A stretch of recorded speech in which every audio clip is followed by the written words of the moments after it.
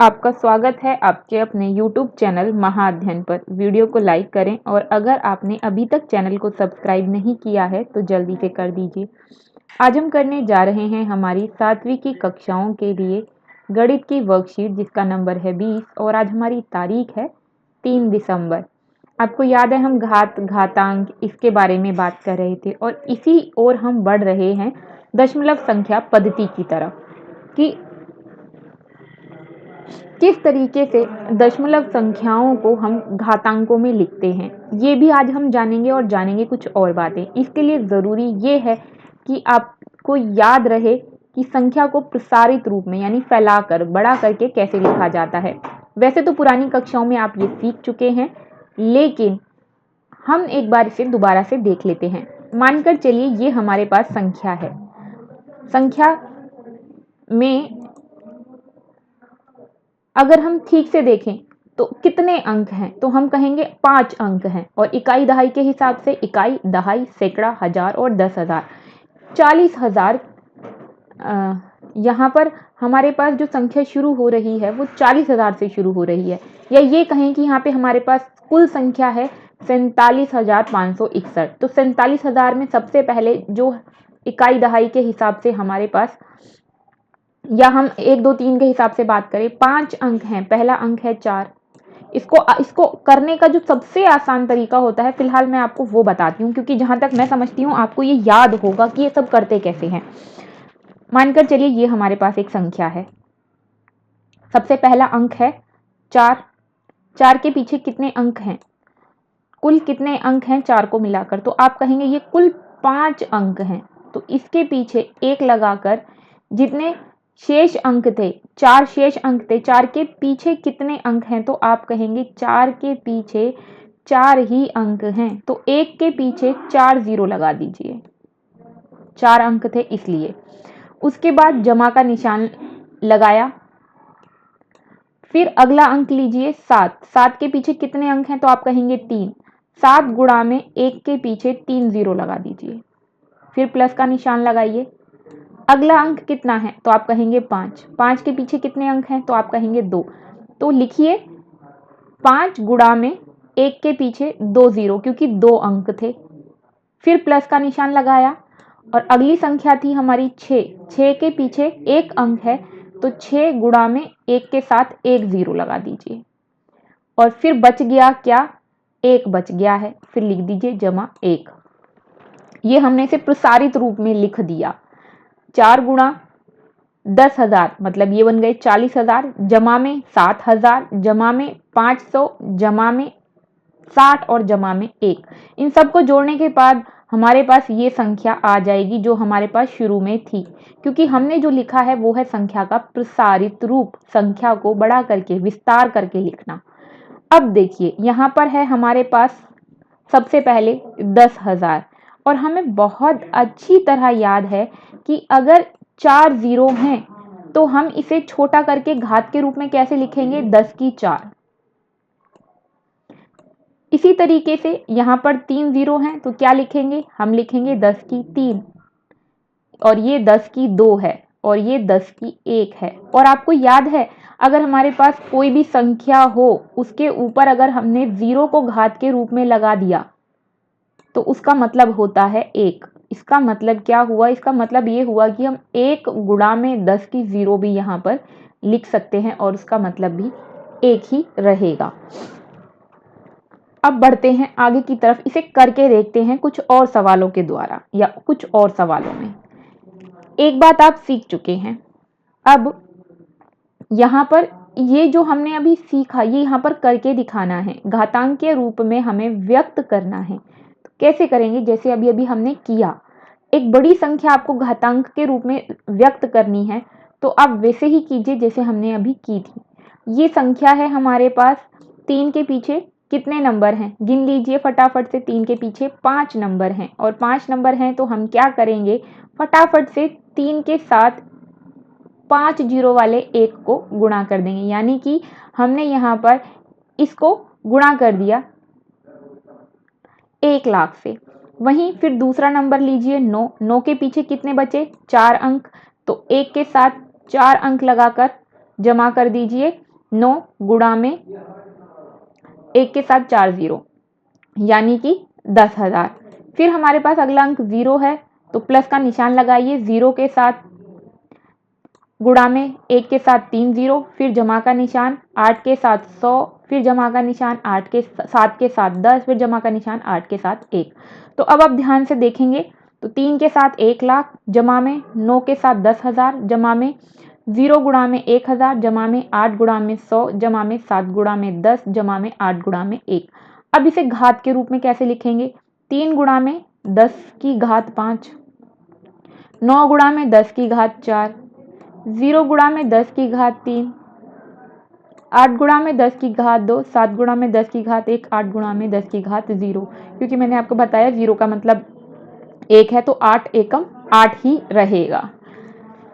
ये तो हुई घातांक के रूप में आपको व्यक्त करना, ये आपने सीख लिया है। इसके साथ में हम एक और चीज सीखेंगे जिसे बोलते हैं मानक रूप में व्यक्त करना। जब हमारे पास ऐसी बड़ी बड़ी संख्याएं होती हैं तो इसे मानक रूप में कैसे लिखेंगे?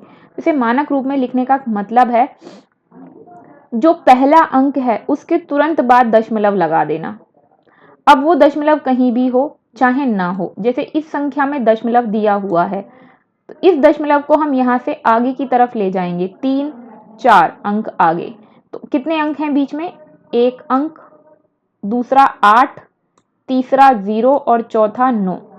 तो 4 अंक आगे ले जाएंगे, इसका मतलब हमें 4 जीरो लगानी पड़ेंगी। तो हमने दशमलव को यहाँ से हटाकर 3 के पीछे लगाना है। ये हमने यहाँ पर लगा दिया 3 के पीछे, और हम इसे 4 अंक आगे लेकर गए थे इसलिए हमने 1 के साथ 4 जीरो लगाए। और अब हमारी जो संख्या है वो ये संख्या और गुणा में 10 की घात 4, क्योंकि 4 जीरो लगाए थे। तो दशमलव के बाद के जितने भी अंक होते हैं उसमें से हम सिर्फ पहले अंक को मानकर चलते हैं। 3.9 गुणा में 10 की घात 4, ये इसका सही में उत्तर हो सकता है, लेकिन हम पूरा ही लिखेंगे क्योंकि हमसे कहा गया है अभी ऐसा करने के लिए।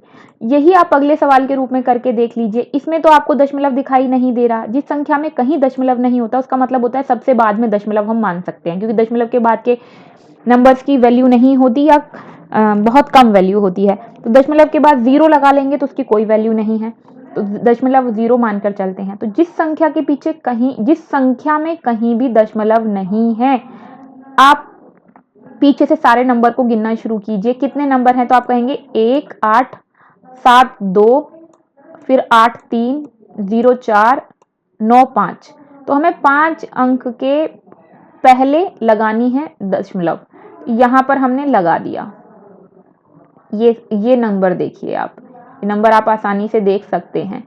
तो ये नंबर जो आपको दिखाई दे रहे हैं इसमें हमने 10 की 5 फिर लगा दी।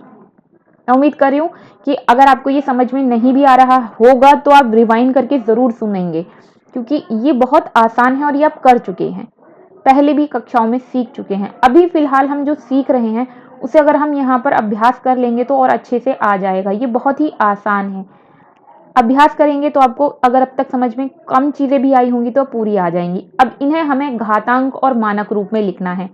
तो घातांक और मानक रूप में क्या फ़र्क है? मानक रूप में आपको पहले अंक के बाद दशमलव लगाना होता है, और घातांक रूप में आपको पूरी संख्या को विस्तारित रूप देने के बाद उसे घातांक रूप में लिखना होता है। तो चलो पहले सवाल से शुरू करते हैं। तो पहला सवाल है हमारा ये देखिए, इसे हमने विस्तारित रूप में लिखा। 2 के पीछे 5 अंक, तो 5 जीरो के साथ 1 लगा दिया है। 2 गुणा में 1 लाख, जमा में 7 गुणा में 10,000, जमा में 9 गुणा में 1,000, जमा में 4 गुणा में 100, गुणा में 0 गुणा में 10, जमा में 4।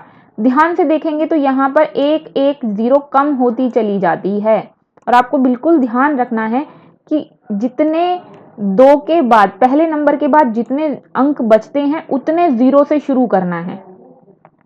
इसे फिर हमने घातांक रूप में लिख दिया। 2 गुणा 10 की 5, 7 गुणा 10 की 4, 9 गुणा 10 की 3, 4 गुणा 10 की 2, 0 गुणा 10 की 1, और 4 के साथ क्योंकि कुछ भी नहीं था तो गुणा में 10 की 0 लगा देंगे। और ये हर बार कर रहे हैं हम, ये देखिए, क्योंकि इसका मतलब होता है 1, 9 एकम 9 माना जाएगा। तो 4 है तो 4 गुणा में 1 यहाँ पर हम मानकर चलते हैं। तो मैं इंक हटा देती हूँ ताकि आप इसको जब करें तो आपको दिक्कत ना हो। अब मानक रूप में कर लेते हैं। मानक रूप में क्या करते हैं, पहले अंक के पीछे दशमलव लगाना है। ये हमारी संख्या थी, 2 हमारा पहला अंक है, 2 के पीछे दशमलव लगाएंगे तो कितने अंक पीछे बच जाते हैं, तो 5 अंक बच जाते हैं, जो यहाँ पर भी हमारे बचे थे, बिल्कुल वैसे ही। तो 2.79400 गुणा में 10 के साथ आप 5 जीरो लगा देंगे और फिर उत्तर के रूप में क्या लिखेंगे, उत्तर के रूप में आपने ये लिख दिया, ये हमारा उत्तर आ गया है 2.79404 गुणा में 10 की घात 5। और इसी तरह से आप आगे भी करेंगे, दूसरा सवाल, तीसरा सवाल, चौथा सवाल और फिर 5वां सवाल। इसी में एक और सवाल हमें, दूसरा सवाल जो दिया है उसे मैं आपको एक बार दिखा देती हूँ। निम्नलिखित कथनों में प्रकट होने वाली संख्याओं को मानक रूप में लिखना है। मानक रूप का मतलब है पहले अंक के बाद दशमलव लगाकर और बाकी का लिखना है। तो सबसे पहले जब आप देखेंगे तो 3 के पीछे कितनी जीरो हैं, तो आप कहेंगे 8 जीरो हैं। तो इसे कैसे करेंगे, इसे करेंगे ऐसे, 3 के पीछे दशमलव है 3 के पीछे दशमलव लगाया, शेष संख्याएं जो थी वो थी जीरो, सभी जीरो को लिख दिया हमने। 8 थी तो 1 के साथ 8 जीरो लगा दी। अब 3 के बाद जो दशमलव है उसके बाद सिर्फ जीरो है और जीरो की कोई वैल्यू नहीं होती है, इसलिए हम 3 का 3 लिख सकते हैं, इसलिए हमने यहाँ पे 3 का 3 लिख दिया। और 10 के इस वाली संख्या में 8 जीरो थी, इसलिए 10 की घात 8। ये इसका आसान उत्तर हो गया है। और आप अक्सर किताब में, भूगोल की किताब में और दूसरी साइंस की किताब में पढ़ते हैं, सूरज की, चंद्रमा की कई बार दूरी बताई गई होती है, तो कई बार व्यास बताया गया होता है और वो इसी रूप में दिखाया गया होता है। ये जो रूप है इसका क्या मतलब होता है वो आज आप समझ पा रहे हैं। इसका मतलब था ये, इतनी बड़ी संख्या, और बड़ी संख्याओं को छोटा करके लिख सकें इसी के लिए हम घातों का प्रयोग करते हैं।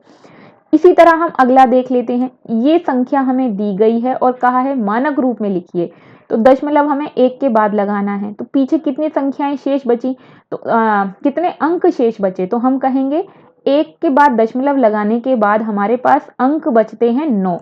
तो इसका मतलब 1 के साथ हमें 9 जीरो लगानी होंगी, जो हमने यहाँ पर लगा दी हैं।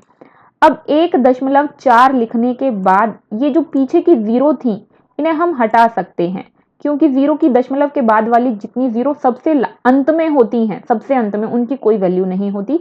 अब इन्हें हमने हटा दिया है और लिख दिया है 1.4 गुणा में 10 की घात 9, क्योंकि यहाँ पर 9 जीरो थी।